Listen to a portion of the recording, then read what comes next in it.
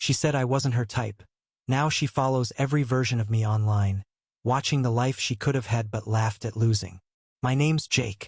I was 28 when my girlfriend, Molly, dropped that line in front of a whole table of friends.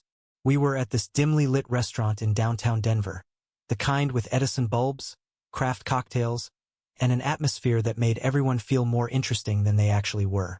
She was halfway through her second martini when the conversation turned to ideal partners. Someone asked her what her type was. She laughed, flipped her hair and said, "Jake's sweet, but he's not really my type. More like the cozy guy next door than a dream man." Everyone laughed. Even the waiter smirked on his way past. I kept smiling, the polite kind that hides humiliation behind dimples. Inside, I felt something twist. Later, as we walked to the car, she said, "Don't take it personally. I'm just being honest." That honesty lingered like a splinter. I realized I wasn't her partner anymore.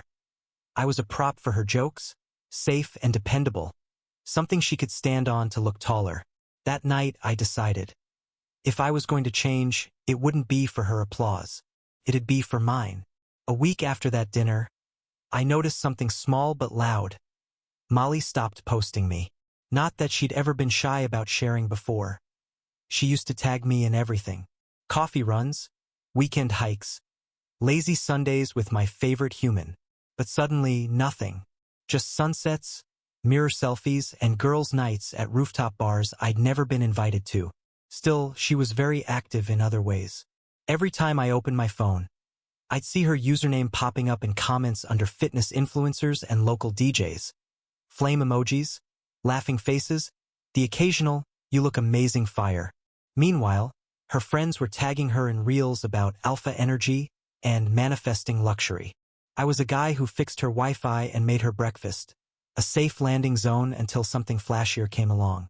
When I asked her about it, she gave me that practice smirk. "It's just my aesthetic, Jake. Chill. You're so insecure lately." That word, aesthetic, hit harder than she realized. Because what she called an aesthetic was really a scoreboard, one I never agreed to play on. Every photo she liked, every post she made, it all felt like she was auditioning for a life that didn't include me. Her friends didn't make it easier. Whenever we were together, they'd trade glances, giggle, and say things like, "Ah, Jake's so wholesome." Or my personal favorite, "You're such a comfort guy." Comfort, the polite synonym for boring. That night, I lay awake beside her while she scrolled through Instagram, the blue light flickering across her face. I could see the reflection of other men on her screen, abs, jawlines, travel reels, a slideshow of everything she apparently wanted but didn't have. When she finally fell asleep, I got up, walked to the bathroom, and stared at myself in the mirror. I didn't look bad, just invisible, average in every way that mattered to her. A man who paid bills on time, remembered anniversaries, cooked dinner twice a week. Somewhere along the line, I'd mistaken being dependable for being respected. I ran a hand over my jaw, unshaven, soft around the edges. My reflection looked like someone's placeholder. That's when something inside me snapped. Not in anger, more like clarity. I realized she wasn't the problem. I'd handed her the pen and let her write my story. The next morning, I made a list. Cancel gym excuses. Delete social media. No validation hunting. No chasing approval that's already been withdrawn. Then I drove to a gym 5 blocks from my office. Signed up for a year, paid in full, because I knew I'd find an excuse if I didn't. The first workout nearly killed me. Half an hour on the treadmill and my lungs felt like they'd been lined with sandpaper. But I kept showing up.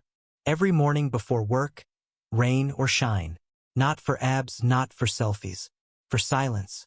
I also started eating better. Less takeout, more cooking. I replaced Netflix binges with audiobooks. By the 3rd week, something shifted. My body was still sore, but my head was clearer than it had been in years. Meanwhile, Molly noticed. She'd roll over at 6 a.m. and see me tying my shoes. "Since when are you a morning person?" she'd mumble. "Since now," I'd reply. She didn't like that answer. Control had been her comfort zone. She wanted the easygoing guy who'd say yes to everything. The version of me that laughed off humiliation and called it love. But that version was gone. I didn't announce my change. I didn't post motivational quotes or flex in mirrors. I just kept living. And with every quiet morning rep, every skipped argument, every moment I chose peace over her validation, something beautiful happened. I stopped auditioning. By the end of the month, she said, "You've been distant lately. Is everything okay?" I looked her in the eye and said, "Yeah, for the first time it actually is." She laughed, confused. But I wasn't joking, because for the first time in a long time, I wasn't trying to win her back. I was trying to find me. 3 months. That's all it took for everything to shift. Not just how I looked, but how I carried myself. 15 pounds lighter, sharper jawline, better posture, steadier voice. I traded sleepless nights and self-doubt for 5 a.m. alarms and quiet victories. The gym became therapy. The mirror became a scoreboard only I could read. My reflection no longer asked, "Why aren't you enough?" It asked, "What's next?" I'd also left my old job, the one where I was dependable but invisible. A recruiter reached out about a position in a mid-sized cybersecurity firm. I almost didn't apply. Imposter syndrome has a loud voice. But I pushed through, interviewed, got the offer, a 20% raise and a corner desk with sunlight. My boss later said, "You came across confident but calm, like a guy who knows what he wants." I smiled. If only he knew how recent that version of me was. Then came the night of my friend Lucas's birthday. One of those bar lounge hybrids with overpriced cocktails and too loud music. I hadn't seen Molly in weeks. We were technically on a break. Though she'd been vague about what that meant. I wasn't going to avoid the party just because she'd be there. I'd spent months building myself back. Hiding now would mean she still had power. When I walked in, I felt eyes before I heard my name. People I'd known for years did double takes. "Jake? Dude, you look amazing. New haircut? Or is it the confidence? Did you get taller?" I laughed it off, but inside, there was a strange calm. Not arrogance, just peace. I no longer needed their approval, and maybe that's why I suddenly had it.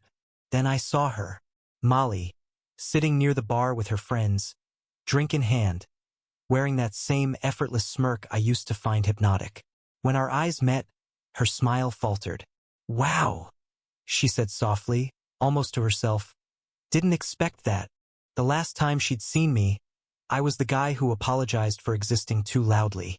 Now I stood taller, spoke slower, met her gaze without shrinking. Her friends noticed too. The same ones who once called me cute in a brotherly way, now leaned in when I talked, laughed too easily, brushed my arm when they passed. At one point, one of them said, "Jake, you should totally come to our next group trip. We need more energy like yours." I smiled politely. "Thanks, but I'm pretty busy these days." Molly watched it all, the compliments, the touches, the reversal of gravity. She'd been the sun for so long. Now she was a planet slowly drifting out of orbit. Her expression shifted from shock to calculation to something colder. Jealousy disguised as composure. The car ride home was silent for the first 10 minutes. Then, sharp as glass, she said, "You loved that attention, didn't you?" I glanced at her, calm. "I didn't ask for it." She scoffed. "Oh please, you show up like that, acting all mysterious, and pretend you don't know what you're doing." "I just showed up, Molly." Her voice cracked slightly. "You just had to make me look stupid in front of everyone." "No," I said, quietly but firm. "I just stopped being your project." She turned toward the window, jaw tight. The city lights flickered across her face. Cold blues and reds reflected in her eyes. The silence between us grew thick, full of things neither of us could admit. That she missed being the one in control, and that I finally didn't care to be controlled. When we got to her apartment, she lingered in the doorway, maybe waiting for me to say something, to offer reassurance, to undo the distance that had grown between us. Instead, I just said, "Take care, Molly," and walked away. That silence, the kind that follows truth, was worth more than any apology. It was the sound of a man reclaiming himself. Over the next few weeks, the shift became permanent. People noticed. Old coworkers reached out. One even said, Whatever you're doing, man, it's working. I wasn't doing anything. I was just no longer bending myself into someone else's idea of enough. Funny thing, when you stop chasing validation, you start attracting respect. Molly kept texting occasionally, soft little reminders of herself. Remember our spot? Or, I miss how you made me feel safe. But every time I saw her name light up my phone, I felt nothing but gratitude. Not for what we had, but for the lesson she didn't mean to teach me. Sometimes losing someone isn't the tragedy you think it is. Sometimes, it's the first honest step toward becoming someone new. A week after the party, my phone lit up with a message I didn't expect. Molly, can we talk? I owe you an explanation. I stared at it for a long time. The old version of me would have jumped at the chance, heart pounding, rehearsing apologies that weren't mine to give.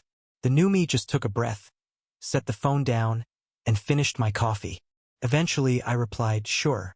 1 hour. The cafe on 8th. When she walked in, it wasn't the Molly I remembered. No full-face makeup, no curated outfit, no energy designed for an audience. Just her, small, tired, eyes ringed with something that looked a lot like regret. She smiled weakly. You look good. So do you, I said, though it wasn't really true. Her glow was gone, replaced with something more human. Vulnerable, maybe. We sat across from each other. The same table where she once told me I didn't have drive. Now she couldn't meet my eyes. The silence stretched until she finally broke it. I was awful to you, she said quietly. I made fun of you because I felt insecure. You were steady and I wasn't. I kept waiting for you to leave, so I tried to be the one in control. I nodded slowly. Then maybe you should start being honest with yourself before you try to be honest with anyone else. Her eyes filled, and for a moment, I felt that old instinct. The one that wanted to comfort her, to smooth things over, to make it okay. But I stayed still. Growth sometimes looks like silence. I miss you, Jake, she said. I miss how you made me feel safe. You don't miss me, I said gently. You miss who you were when I made you feel seen. She looked away. Can't we just start over? I leaned back. You should. But not with me. The words hung there between us. Calm, final, without malice. She nodded, biting her lip, like she was waiting for me to change my mind. I didn't. We said polite goodbyes, the kind that sound like closure but feel like the end of an old language neither of us spoke anymore. A few days later, she texted again. Molly, still friends? I said sure, friends. But her version of friendship was a minefield. Flirty late-night messages, photos of her new look, subtle digs about other women who commented on my posts. Every interaction carried the weight of the past, coated in the gloss of what-ifs. When I didn't reply fast enough, she'd double-text. Miss how we used to talk. Or worse, it hurt seeing you move on so easily. At first, I answered politely, keeping things surface level. But the truth was, she didn't realize I'd already outgrown the version of her, and the version of me that had existed in that old story. Because that relationship wasn't just about her cruelty or my patience. It was about two people who needed different things. She needed validation. I needed direction. She wanted to be admired. I wanted to be understood. Neither of us was equipped for the other's version of love. So I let her talk. Let her send messages that lingered unanswered. Eventually, the tone shifted. From flirty to bitter. From hopeful to hollow. You've changed, she texted once. I hope so, I replied. She didn't answer after that. I kept training, kept working, kept living. I wasn't trying to prove anything anymore. Not to her, not to anyone. Just showing up for myself every day, quietly, consistently. Sometimes I'd pass by the cafe where we'd met. Once I saw her there. Different guy, same performance. She was laughing too loudly, touching his arm, rehearsing a story I knew by heart. I didn't feel anger or pity, just recognition. Some people mistake validation for connection. I walked past without stopping. That night, I sat on my balcony, Denver lights flickering like distant stars, and realized something simple. Growth isn't always loud. Sometimes it's just the moment you stop needing someone else to say you've changed. Molly would keep chasing her reflection in other people's eyes. And me? I'd stopped chasing altogether. Peace, I learned, makes some people restless. When you stop reacting, they start inventing reasons to drag you back. By the time I started seeing Sarah, quietly, privately, no social media announcements, my life finally felt settled. She was grounded in a way that didn't demand performance.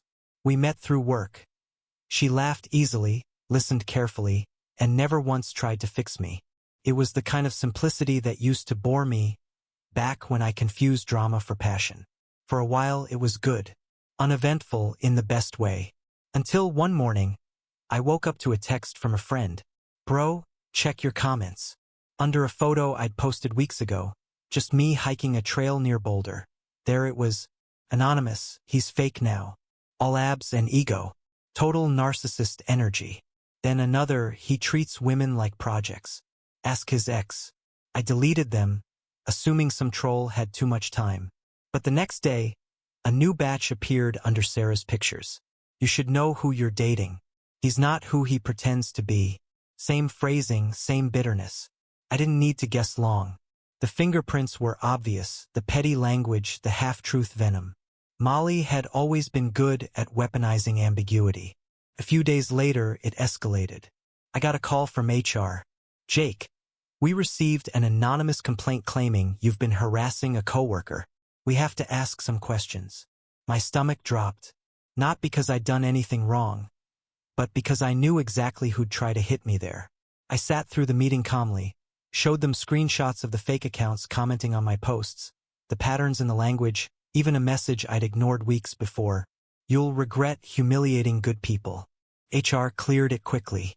"This looks like a personal vendetta," my manager said, half smiling. "Sorry you're dealing with that." 2 nights later, I got the proof I didn't want but expected. A mutual friend, Jenna, texted me. "Just so you know, Molly and Jess were bragging at happy hour about teaching you a lesson."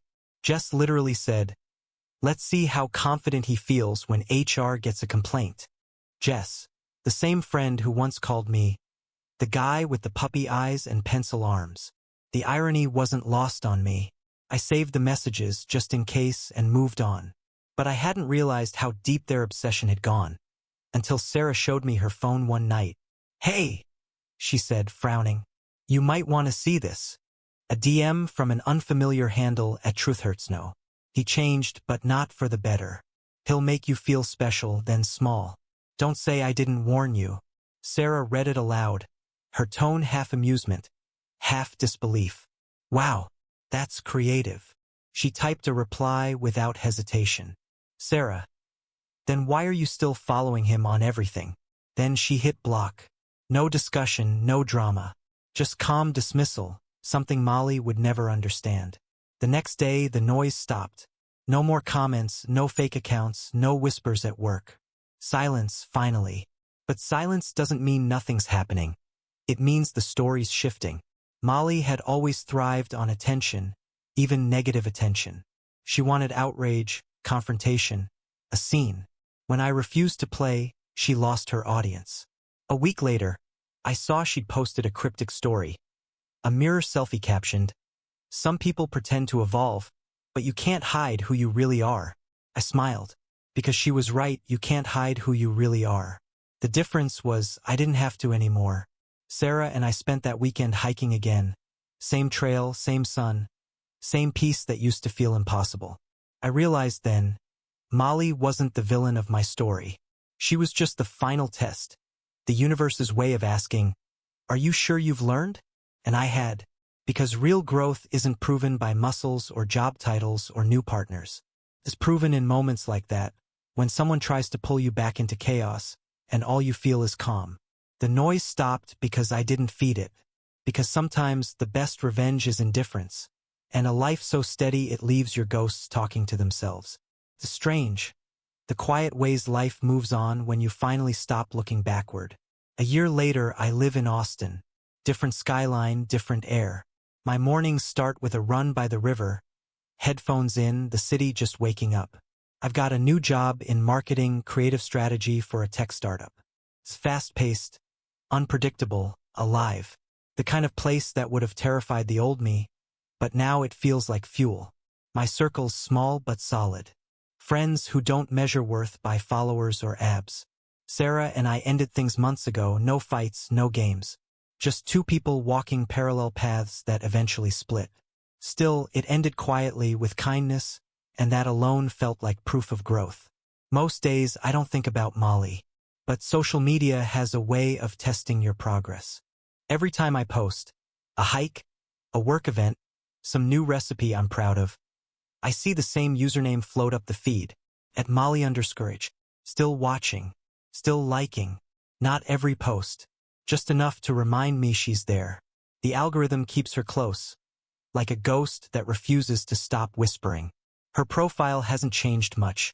Filtered selfies, brunch shots, endless quotes about self-love, growth, and letting go. Ironic, considering she never did either. She's built a brand out of pretending she's healed.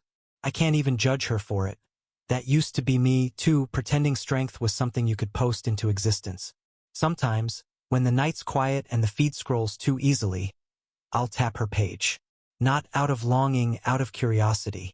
Her world looks curated, manicured, staged like a set that's missing its actors. Captions about empowerment next to subtle digs about betrayal. It's like watching someone perform therapy instead of doing it. And there, buried between her new selfies and affirmations, I'll occasionally find an old photo. Us at a mountain overlook, me with an arm around her shoulder. The caption rewritten, the comments cleaned, but I recognize it. She's reframed it into something nostalgic, bittersweet, almost poetic, like she's rewriting our history to fit her new narrative. I don't resent it. In fact, I find myself smiling. Not smugly, not with spite, with gratitude. Because she was the earthquake that cracked open the version of me I was afraid to rebuild. Without that rupture, I might still be living in that smaller life, quietly trying to prove I was enough for someone who didn't know what enough looked like. Last week, I got a message request. It wasn't her, not directly. It was from Jess, the same friend who'd once led the rumor campaign. Hey, just wanted to say, Molly's been doing therapy. She talks about you a lot. Think she finally gets it. I typed a reply, then deleted it. Some stories don't need sequels. Instead, I went for a run. The sun was rising. The air smelled like coffee and cedar. And I realized, peace isn't a finish line. It's maintenance, a discipline. Every day you choose not to reopen the wound, it heals a little more. And sometimes, when my phone buzzes with another like from at Molly_H, I just shake my head. Every follow is a reminder, not of her, but of the man I used to be. The one who mistook mockery for intimacy. She once said I wasn't her type. She was right. Because now, I'm not in her league anymore. Not because I've leveled up in the shallow aesthetic sense she used to crave, but because I learned what real strength looks like. It's not the weight on a barbell or the numbers in a paycheck. It's the quiet refusal to be small for someone else's comfort. Some nights I'll see her name in the likes and wonder if she ever really sees the man behind the posts. Not the abs or the job title, the peace, the patience, the quiet confidence that doesn't need to announce itself. And then I'll set my phone down, pour a glass of water, and step onto my balcony. Austin glows soft in the distance, the hum of the city mixing with the hum of my own calm. Maybe she's still telling herself I changed for attention. But I didn't. I changed because one night, a woman told me I wasn't her type, and I finally realized she wasn't mine either.